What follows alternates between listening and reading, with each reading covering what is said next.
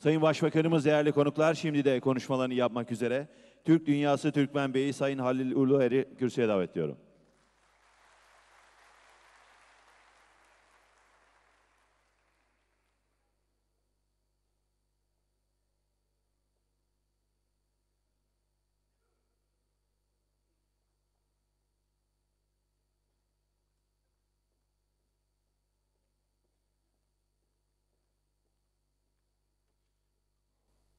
Sayın yürekli ve yiğit Başbakanım,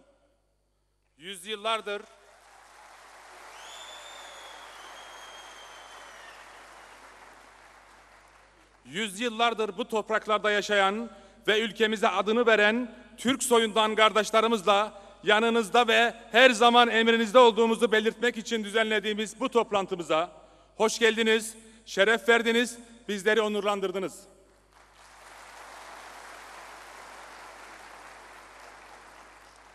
Ecdadımız Osmanlı'nın emanetini halel getirmeden bugünlere gelen yiğit kardeşlerim, hepiniz hoş geldiniz, şeref verdiniz.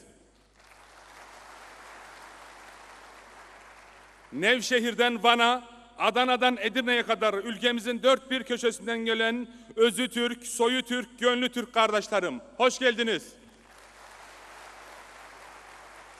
Sayın Başbakanım, bu salondaki yiğitler var ya, işte onlar yurdumuzun dört bir yanından gelen Türk soyundan aslan gibi yiğitlerdir. Sizin için sizi çok seven yiğitler. Hepsinin en samimi ve yürekten selamlarını ve muhabbetlerini arz ediyorum. Sizin yalnız olmadığınızı, her zaman yanınızda olduğumuzu göstermek için burada bu yiğitler. Bunların ortak bir özellikleri var. Vefalıdırlar, aynı sizin gibi. Bir, vefalıdırlar. İki, vatanını çok severler. Üç, vatanına hizmet edenleri çok severler. Hepsi taraftır. Haktan ve doğrudan yana taraf.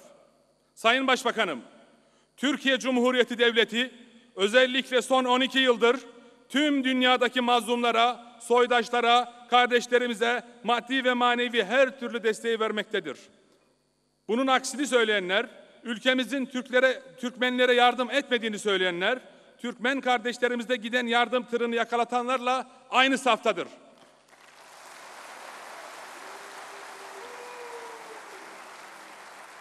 Sayın yürekli ve yiğit Başbakanım, dünyanın birçok yerinde malumunuz kardeşlerimiz soykırımla karşı karşıya.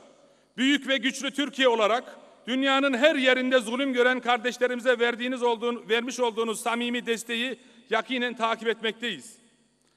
Birçok yurt dışı gezinizde Doğu Türkistan'dan Kazakistan'a kadar yanınızdaydım. Urumçi'de Uygur Türk'ü kardeşlerimizle kucaklaşırken yanınızdaydım. Haritada Urumçi'nin, Uygur Türklerinin yerini bilemeyenler, bulamayanlar oturdukları yerden ahkam kestiklerini gördükçe böyle siyasetten iğreniyorum.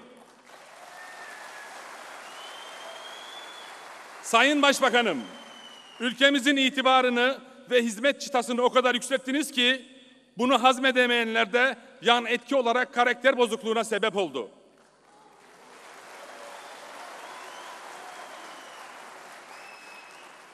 Atılan, itilen, hor görülen Türk vatandaşı olmaktan bizi kurtarıp gururla dünyanın her yerinde itibar gören birinci sınıf Türk vatandaşı olmamızı sağladınız.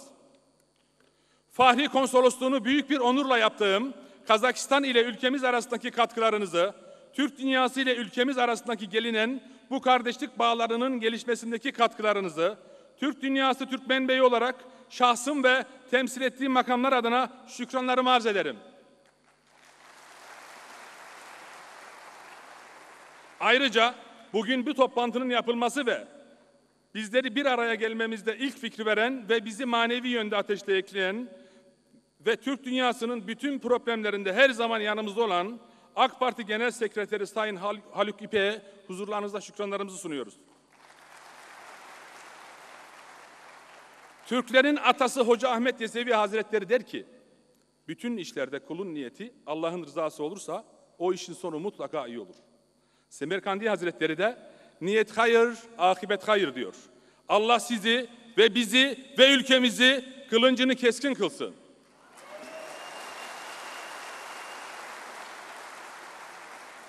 Zalimin hasmı, mazlumun dostu Sayın Başbakanım.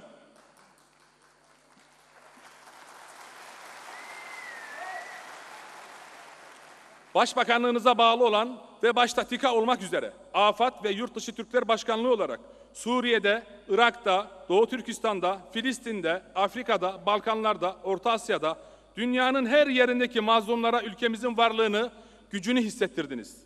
Kanayan yaraya merhem, gözyaşına mendil, gariplere kol kanat, susuzlara kuyu, görmeyenlere göz, karanlıklara ışık, zalimlere hasım, mazlumlara dost oldunuz. Allah sizden ve ekibinizden razı olsun.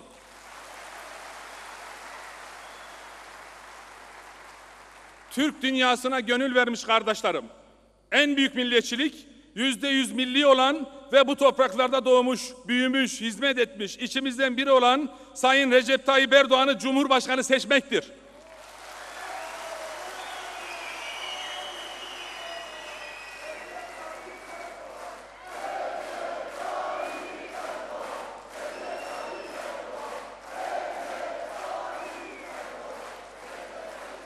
En büyük milliyetçilik, bu topraklarda yaşayan hangi ırka sahip olursa olsun, etnik yapısını sorgulamadan, suçlamadan, bölücülük ve ayrımcılık yapmadan, kardeşçe, kol kola, el ele, huzurla yaşamayı tesis etmektir. Milliyetçilik kelimesini bölücülük ve ırkçılık gibi anlayanlar, algılayanlar, kandan ve gözyaşından beslenenler bizim ne dediğimizi anlamazlar. Gerçek milliyetçilik, ülkeyi çok sevmekle ve yapılan hizmetle ölçülür. Ülkemize yapılan dev projelere karşı çıkmak ya da karşı çıkanlarla kol kola girmenin adı milliyetçilik değildir.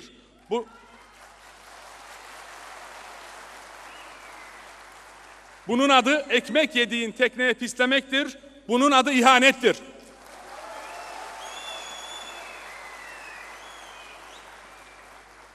Mazlumiyete kavmiyet karıştıranlar ne Filistin'i anlar ne de Türkistan'ı. Hiçbir ırk insan olmanın üstünde değildir. Üstünlük sadece takvadadır. Sayın Başbakanım, Türk ve İslam alemine verdiğiniz samimi destek ve mücadele, mazlumlara sahip çıkmanız, zalimlerin karşısında yiğit, yüreklice ve dik duruşunuz, reis seni seviyoruz.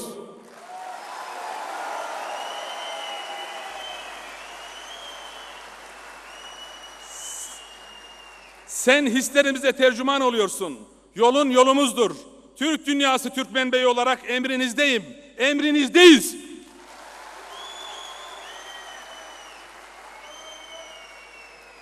Allah yolunu ve bahtını açık etsin. Sen mazlumlara yardım et. Türk dünyası bize emanet. Sen de Yüce Allah'a emanet ol. En derin saygılarımı sunuyorum.